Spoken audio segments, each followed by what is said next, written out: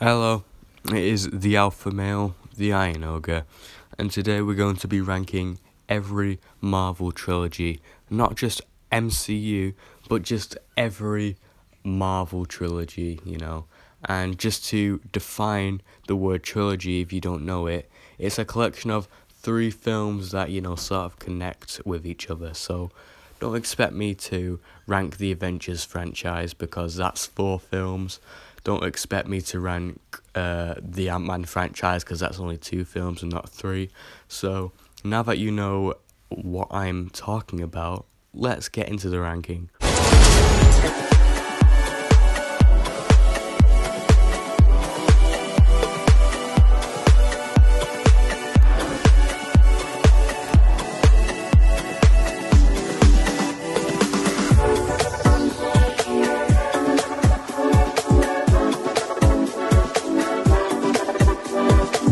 So in 8th place, I have the Wolverine trilogy.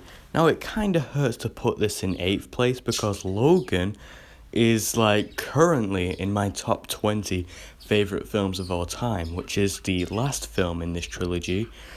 But the first film in the trilogy is awful and is probably in my top 20 least favourite comic book movies of all time.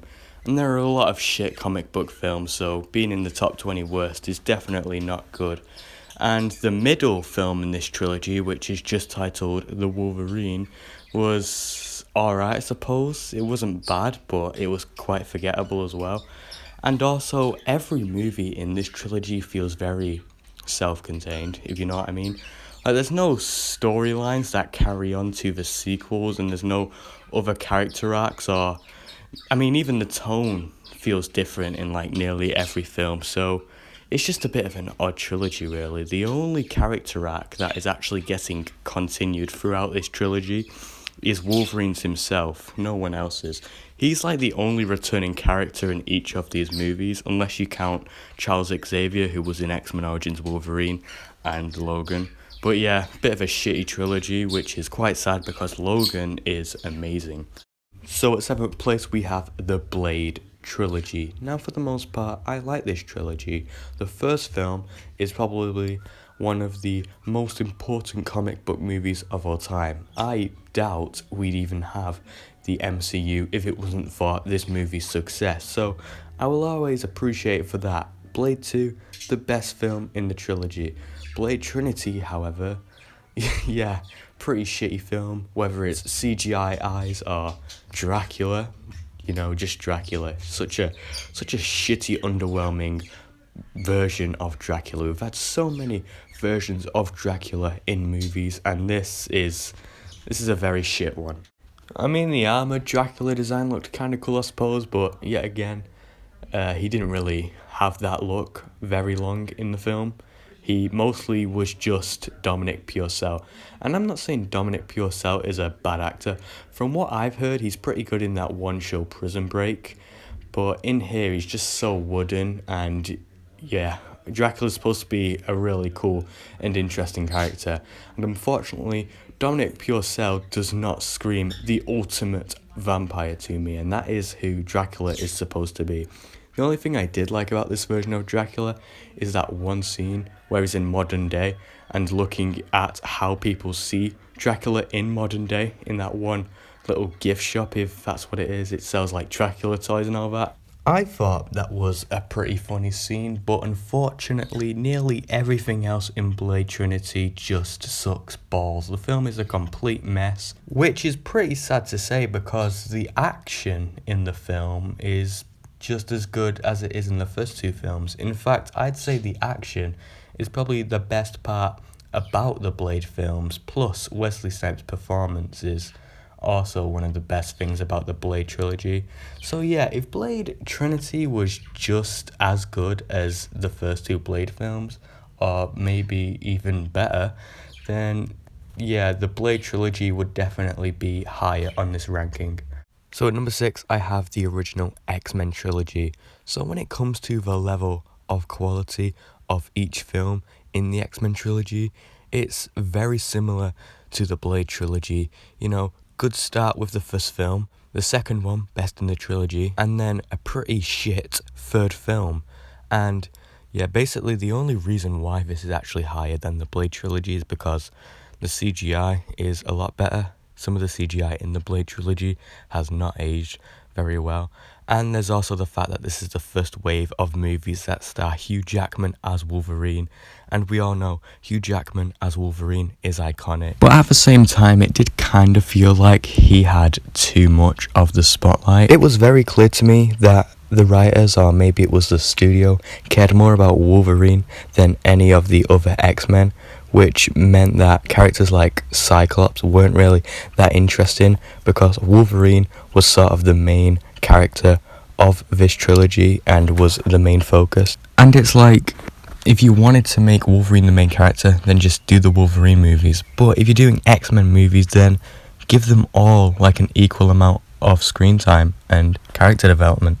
Oh, and I just want to say, another reason why I think the X-Men trilogy is a bit better than the Blade trilogy is because I don't think X-Men The Last Stand is quite as bad as Blade 3. By the way, X-Men The Last Stand is the third X-Men film in this trilogy. Maybe that is a hot take, but who cares? Both films are pretty shit, so there's no point in arguing about it really. So at number 5, I have the Thor trilogy. Clearly, it is my least favourite MCU trilogy because it's the first MCU trilogy to show up on this ranking. In all honesty though, there's not a film in this trilogy that I would call bad, but the second Thor film, which is Thor the Dark World, is my least favourite MCU film, so it is the MCU at its worst when it comes to the second Thor film. The first Thor film is actually quite decent. I'd say it's kind of underrated, but it's still kind of flawed. I mean, Chris Hemsworth is kind of hard to look at in this film since he had bleached eyebrows. Ugh, gross. And the film did have a kind of underwhelming final battle. So it's not really like a great MCU film, but it is pretty decent, I suppose. And Thor Ragnarok? Yeah, Thor Ragnarok is pretty great. It's actually a top 10 MCU film and is one of the most fun and funny MCU movies. Taika Waititi's new and unique style is exactly what the Thor franchise needed. But as much as I like this movie, Taika Waititi's unique style is what makes this movie feel very out of place in this trilogy when comparing it to the first two installments. So overall, I don't dislike the Thor trilogy, but I can't say it's very good and it kind of feels inconsistent. So in my number 4 spot, I have the Iron Man trilogy. So when it comes to my feelings about the Iron Man trilogy, it's sort of the opposite of the way I feel about the Thor trilogy. Every movie in the Thor trilogy is underwhelming apart from the last one. And for the Iron Man trilogy, it's every movie is underwhelming apart from the first one. Like the sequels to Iron Man were pretty disappointing because the first Iron Man movie is a top 5 MCU movie for me. And there are a lot of MCU movies, and there are a lot of really good ones, so being in the top 5 is, yeah, that means that your movie is very good. And the sequels for me, Iron Man 2 and Iron Man 3, are like bottom tier MCU movies for me. Iron Man 2 is one of the most messy MCU movies. However, I do have a soft spot for it because I have a nostalgic connection to this movie because it is the first MCU movie I ever saw, and it might even be the first Marvel movie I ever watched in general. Jesus Christ, how many times have I said the word movie in the last 30 seconds? That must be pretty annoying, so apologies. But anyway, let's talk about Iron Man 3. Everyone hated this movie when it first came out, and I weren't a fan of the Mandarin twist either, but ever since Shang-Chi, the twist hasn't really bothered me anymore when rewatching Iron Man 3, because, you know, we've already got a good version of the Mandarin in the MCU now because of Shang-Chi, and if we had the real Mandarin in Iron Man 3, then I'm not sure if that version would even be as good as the version we got in Shang-Chi and the Legend of the Ten Rings. So that twist doesn't really bother me anymore, but unfortunately the film still does have some flaws. For example, the main villain of the film, Aldrich Killian, played by Guy Pearce, was a bottom tier MCU villain. He's not Malekith level bad, but he is still pretty bad. He has the most cliche villain motives ever.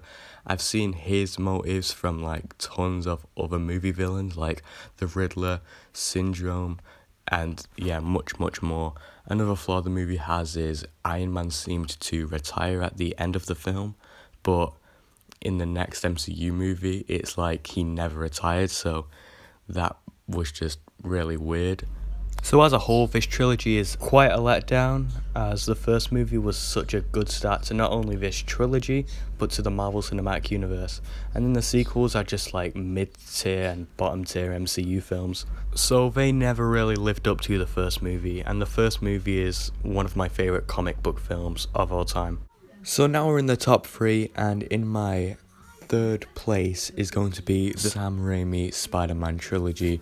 Now we're getting into the good shit. I really do like this trilogy. First movie is great. Second movie, kinda overrated, but still great.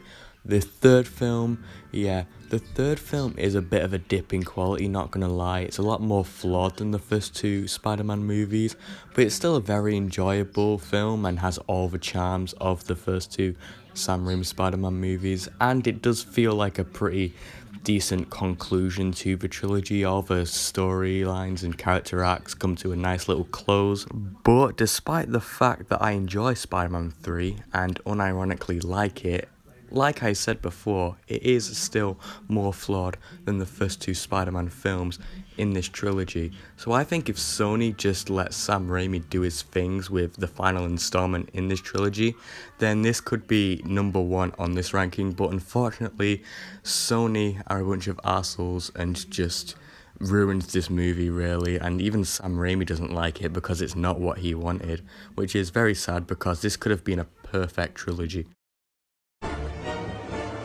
We're gonna have a hell of a time. So in second place, I have the Captain America trilogy. Now, this trilogy is really great. The movies just keep getting better and better, and it's pretty rare for a trilogy to have movies that are always better than the last. Civil War is definitely one of the best MCU films. I've heard criticisms of people saying it's not a Captain America film, it's an Avengers film.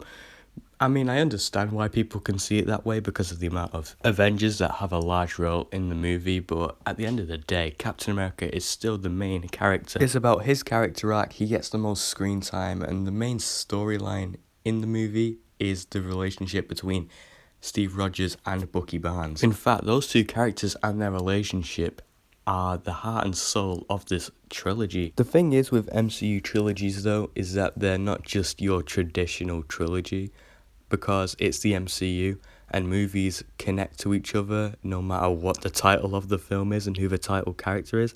So really, the trilogy isn't as complete as some people would like it to be, because Captain America's character arc doesn't come to a close till the 4th Avengers movie. So instead of Captain America 3 feeling like the final chapter in this trilogy, it feels more like a setup for Infinity War and Endgame, which is really what it is, and that's what the Russo brothers said it was. So not everyone will like this trilogy because, well, some people would like it to feel more complete, and some people aren't really a fan of the way the MCU does things, but it doesn't really bother me that much. But I do prefer a trilogy that feels a lot more complete than this one does, so that's really the only thing I'm iffy about on this trilogy, I suppose, but it's not a big deal. I mean, I like how it set up Avengers Infinity War and Endgame. In fact, I don't think Infinity War and Endgame would really work if it wasn't for Captain America Civil War. So I really do appreciate it for that. But,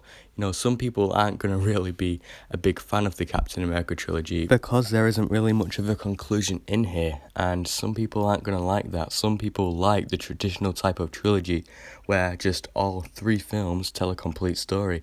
And unfortunately, you're not going to get that with this trilogy. And like I've already said, not everyone is going to be a big fan of that, which is fine and understandable. But for me anyway, I do really think this trilogy is amazing, and I'm kind of impressed that I like this trilogy as much as I do, because personally I'm just not even really that interested in the Captain America character all that much.